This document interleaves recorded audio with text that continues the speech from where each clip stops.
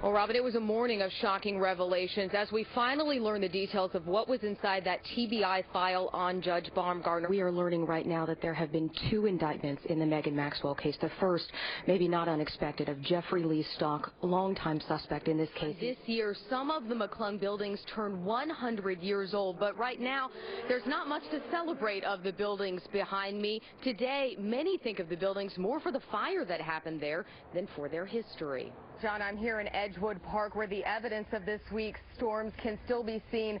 An enormous chunk of this tree behind me has fallen and still remains here in the park, and that's not the only evidence of the damage here. You can imagine the escort is made up of motorcycles. You might be able to hear just a few of them, about 80 or so behind me here at the Harley-Davidson. It is a great night to come out, enjoy the beauty of the snow, and maybe build a snowman or a snow lady. John and Robin. While today's news will never bring her daughter back to her, Lisa Maxwell says it does bring her some peace. This is Lisa Maxwell's first visit here with some good news for her daughter. It's just still so hard that she's gone. I still do get upset sometimes when I come out here. Here at 19-year-old Megan Maxwell's final resting place, her mother shares the news that 2 suspects are now in custody. We're going to get justice. We're going to get it, for sure. That journey to justice began more than 2.5 years ago when the search began for her missing daughter. I get up, I go to work, I put my face on, you know, and work helps me a whole lot. I stay busy, and then when it's time to come home, it hits me, you know. But hopefully it'll get easier, hopefully. That hope was renewed as word came that longtime suspect Jeffrey Lee Stock and his father, Terry Stock, are now facing a string of charges in her death. I've never realized actually what to hate somebody is like until now, you know. And to carry it around every day with you, it's hard on you. You know, it drags you down, and it makes your life miserable. But as miserable as it may sometimes be, Lisa Maxwell says she doesn't want to see the death penalty, calling death an easy escape. Life's not going to be too good for them in jail. So I would rather them just to know that they'll never be out. I mean, that's it. Till they come out, you know, feet first. But for now, she presses on. I'll never get over it. But she was my baby. She is my baby. The peaceful silence here at Clark Center Park was disrupted only by the occasional paddle and joyful giggles. It was a day to be carefree for families who share a common bond. It's good, the sun's out, it's nice and pretty, and that kind of stuff. Some kids just really don't, with disabilities, and adults with disabilities really don't get a chance to get exposed to a lot of different activities. And it's a wonderful thing. I'm not thinking about when's the next time I got to take my son to therapy, or you know, what's going on at school. This is just a chance to enjoy a family activity, just like everybody should have. And it's a chance to get closer with friends and family.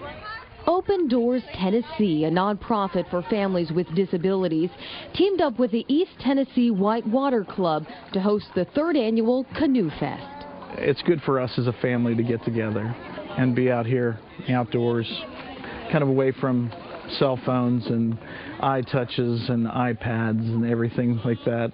It's good for us. Rod Schwent hit the water with his 2 daughters, Kristen and Kendall. How you doing, Kristen? Who suffered a brain injury at birth. To handle that, a lot of crying for a couple of years, then coming around with acceptance of things, and then our desire to maximize what she's able to do. And this day was all about doing for children, adults, and their families. Thank you for everybody for setting us up, and we're having a great time. Brittany Bailey, 10 News.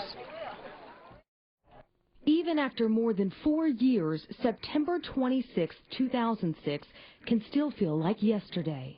We rushed to the hospital, and the next thing I saw was she was gone. She had a tube in her mouth. She was gone. She says, I need you to come and sit in this room. And I just like, I knew. She knew her son Brandon Franklin was gone, killed in a motorcycle crash with his newlywed wife, Jenny. The man responsible, Larry Williamson, a habitual DUI offender who is now up for parole. Larry Williamson took the last breath from both of them, and we have to talk for them. We have to be there.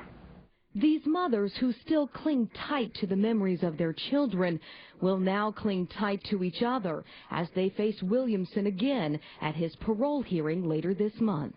It just has put that stabbing pain right back into our guts. You know, it ripped the scab off. I mean, it isn't even 4.5 years that he has served for 2 deaths. I feel justice has not been served. And it probably will never be served in my eyes for what he has done. The families have written letters and started a petition, all to make the parole board see the impact of the loss through their eyes. I just pray that they'll do the right thing and keep him in. Well, guys, Volunteer may not be able to talk about his adventures, but his body tells at least part of the tale. He was definitely hungry and a little dehydrated, but overall, none worse for the wear. It's rehearsal day for Challenger before his big flyover at the UT Georgia game this weekend. His buddy Volunteer made the trip here to Neyland too, but he's taking it easy these days. This is Volunteer, the notorious, adventurous Volunteer, a true Tennessean.